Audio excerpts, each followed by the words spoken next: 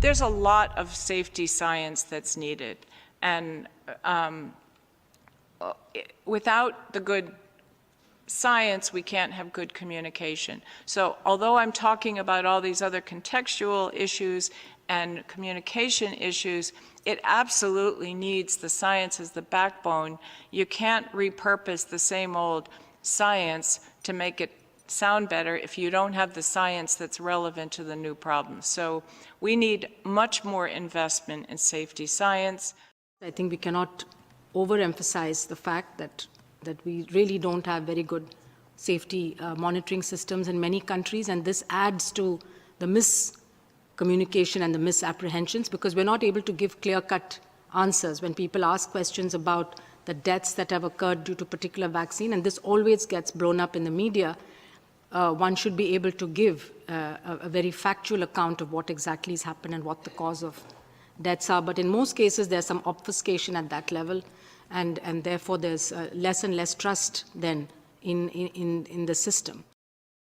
Every time that there is an association, be it temporal or not temporal, the first accusation is it is the adjuvant. And yet, without adjuvants, we are not going to have the next generation of vaccines. And many of the vaccines that we do have, ranging from tetanus through to HPV, require adjuvants in order for them to work. So the challenge that we have in front of us is, how do we build confidence in this? And the confidence, first of all, comes from the regulatory agencies. I look to Marianne. When we add an adjuvant, it's because it is essential. We do not add adjuvants to vaccines because we want to do so. But when we add them, it adds to the complexity.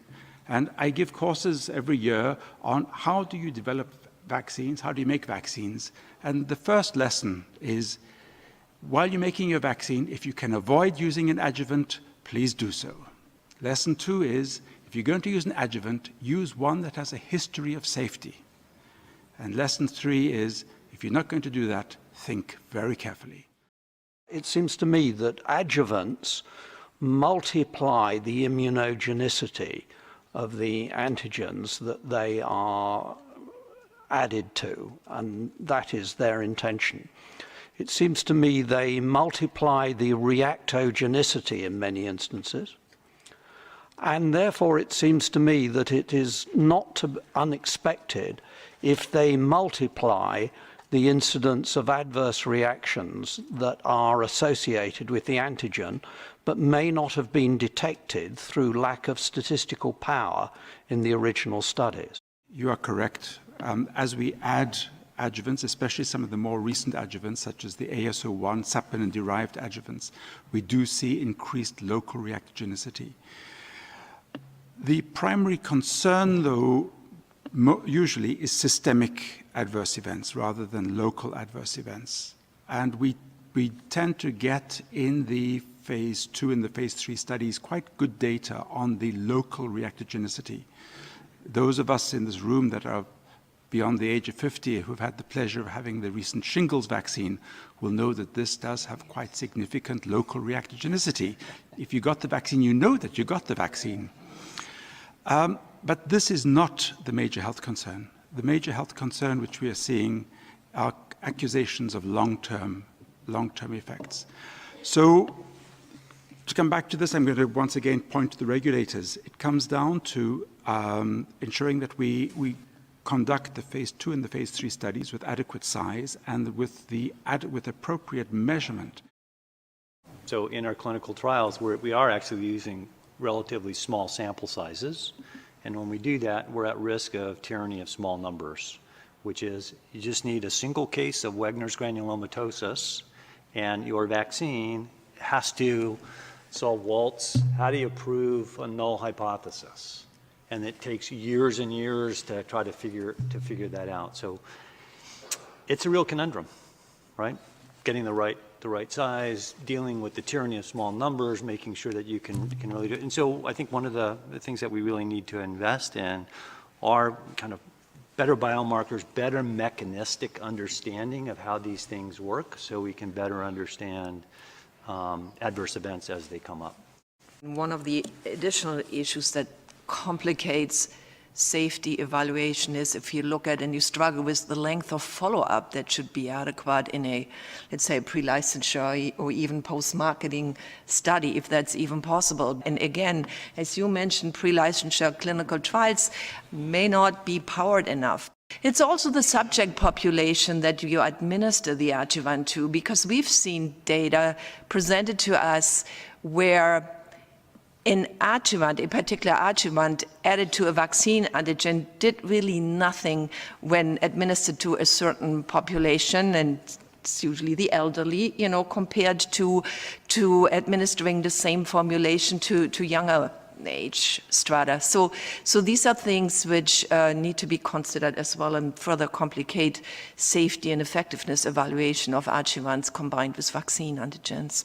I cast back my mind to our situation in Nigeria, where at 6 weeks, 10 weeks, 14 weeks, a child is being given different antigens from different companies. And these vaccines have different adjuvants, different preservatives, and so on. Something crosses my mind. Is there a possibility of these adjuvants, preservatives, cross-reacting amongst themselves? Have there ever been a study on the possibility of cross-reactions from the panel members that you can share the experience with us? Now, the only way to tease that out is if you had a large population database like the Vaccine Safety Data Link, as well as some of the other national databases that are coming to being, where the actual vaccine exposure is tracked down to that level of specificity of who is the manufacturer, what is the lot number, et cetera, et cetera. And there's initiative to try to make the vaccine label information barcoded so that it includes that level of information, so that in the future, when we do these type of studies, we're able to tease that out. And in order to as each time you subdivide, then the sample size gets becoming more and more challenging. And that's what I said earlier today about that we're really only in the beginning of the era of large data sets where hopefully you could start to harmonize the databases for multiple studies.